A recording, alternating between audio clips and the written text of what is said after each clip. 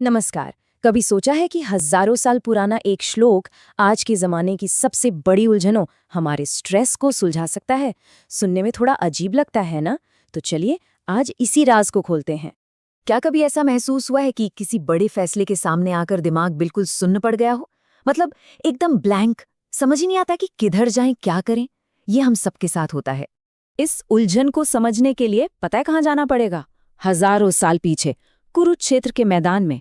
वही मैदान जहां दुनिया का सबसे बड़ा उपदेश गूंजा था। और बस उसी एक निर्णायक मोड़ पर भगवान कृष्ण ने अर्जुन से कुछ ऐसा कहा जो हमेशा के लिए इतिहास बन गया। भीष्म द्रोण प्रमुखतः सर्वेषां च महिक्षताम् उवाच पार्थ पश्येतान् समवेतान् कुरु नीति। अब सुनने में तो ये श्लोक बहुत सीधा साधा लगता है।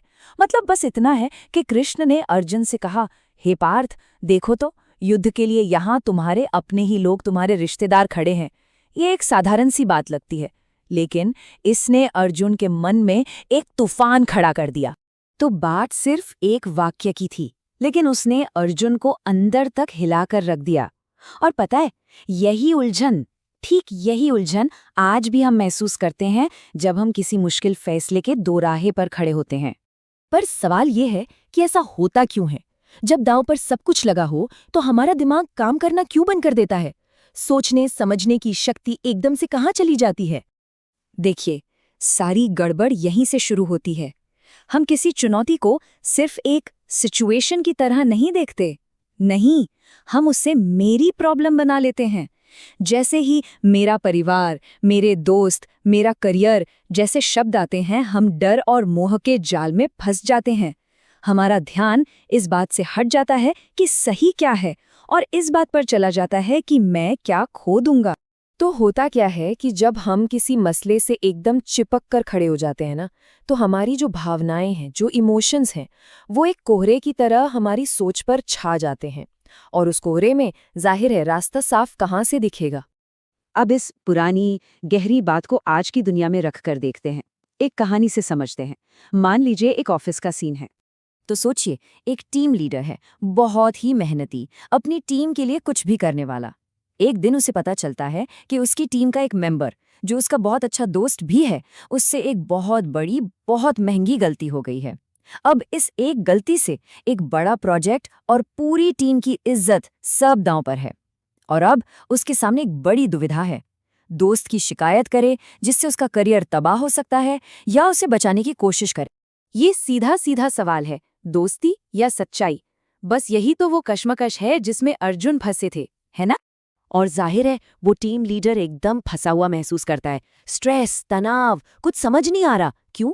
क्योंकि अब ये ऑफिस की प्रॉब्लम नहीं रही, ये पर्सनल हो गई है, ये मेरे दोस्त की गलती बन गई है। तो सवाल वही है, इस अंधेरे से, इस कंफ्यूजन से बाहर कैसे निकलें? जवाब वहीं से आएगा, गीता के उसी ज्ञान से। देखिए, गीता हमें 3 बहुत ही पावरफुल स्टेप्स बताती है। पहला, थोड़ा पीछे हटो, मैं और मेरा वाला जो चश्मा पहना है ना, उसे उतार दो। दूसरा, अपनी असली भूमिका को देखो, मतलब इस सिचुएशन में असल जिम्मेदारी क्या है, धर्म क्या है। और तीसरा, फैसला इमोशन से नहीं, अपनी ड्यूटी, अपने कर्तव्य के आधार पर लो। और बस जैसे ही वो टीम लीडर अपना नजरिया बदलता है, पूरा खेल बदल जाता है। वो इसे मेरे दोस्त की गलती की तरह देखना बंद कर देता है और अपनी जिम्मेदारी को टीम का रक्षक होने की तरह देखना शुरू करता है। और फिर तो फैसला एकदम शीशे की तरह साफ हो जाता है कि भाई प्रोजेक्ट और पूरी टीम को बचाने के लिए गलती को ईमानदारी से सामने रखना ही सही रास्ता है। बस सारा स्ट्रेस खत्म, सारी उलझन दूर। और ये जो सबक है ना, ये सिर्फ उस कहानी वाले टीम लीडर के लिए नहीं है, ये हम सबके लिए है। एक स्ट्रेस फ्री जिंदगी जीने का रास्ता, मन की शांति का रास्ता।